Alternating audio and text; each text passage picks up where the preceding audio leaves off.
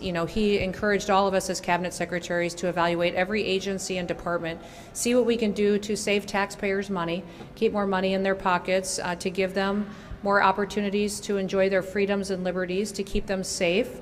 And certainly that is my job as Homeland Security Secretary, is to evaluate everything that we do and make sure that we're protecting American citizens here in our homeland. So in working with TSA, we've gone back and evaluated all of our security screening processes and looked at how effective they've been, if they've yielded the results that we want, what kind of technologies can we implement that will keep people safer.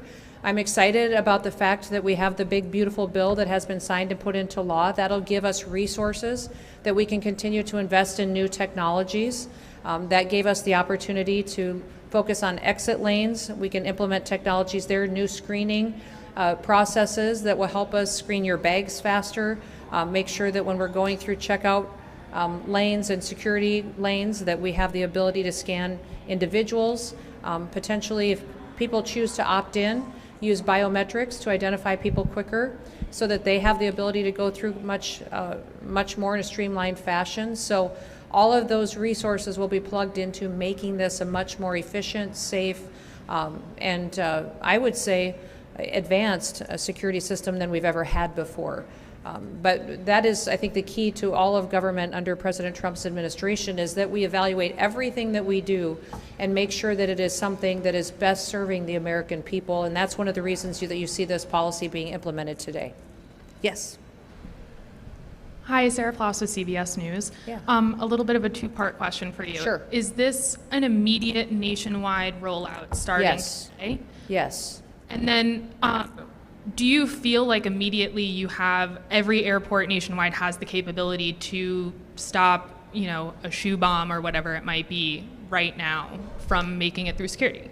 We've gone back and evaluated this process and how we screen individuals and looked at the efficacy of it and making sure that everything that we do matters. And if it is something that is beneficial, that helps us in the screening process, we will continue to do it. So there will be individuals at times that will be asked to remove their shoes. If we think there is additional layers of screening that is necessary, that may still happen to an individual. But we are excited with the fact that we have the technology now, that we have the multi-layers of screening in place that we've built in over the recent several years that give us the ability to allow our travelers to keep their shoes on. Yes. Hi. I'm Pavan from Politico. The Supreme Court ruled this afternoon to allow President Trump to move forward with mass firings of federal workers.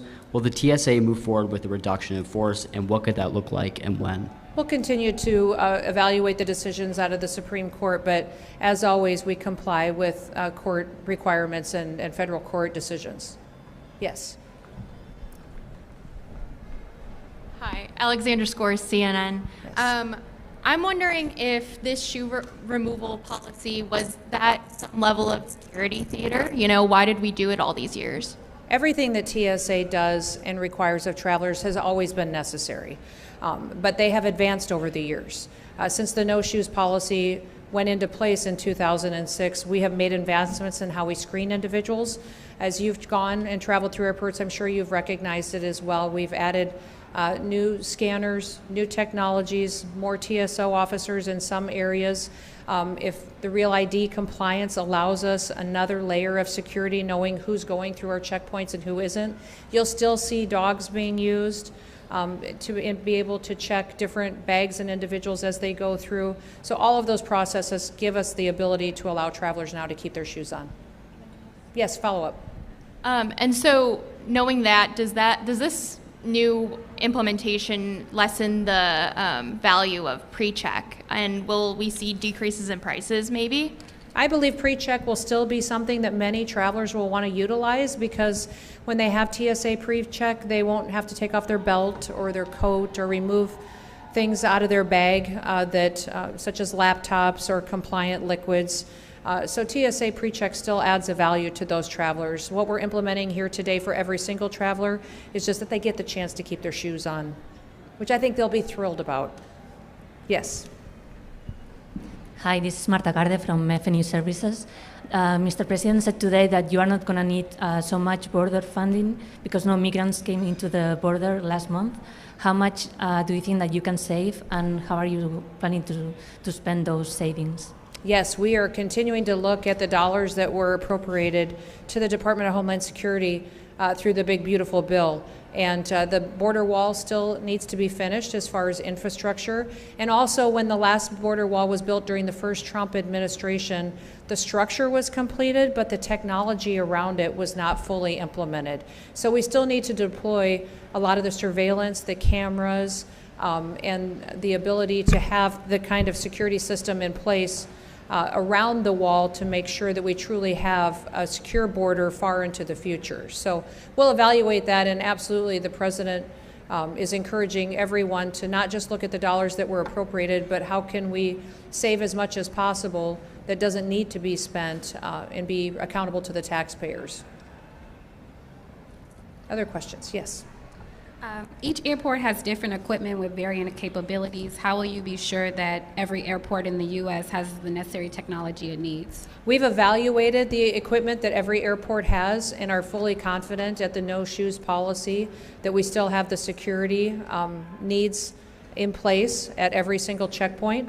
I think you'll be excited to hear, though, that we have the ability now to implement even more technologies. And we will be piloting several different security checkpoints across the nation at different airports that will allow individuals to come in through a security checkpoint and maybe not even have to interact with officers at all, walk through machines, keep their bag with them, not remove laptops.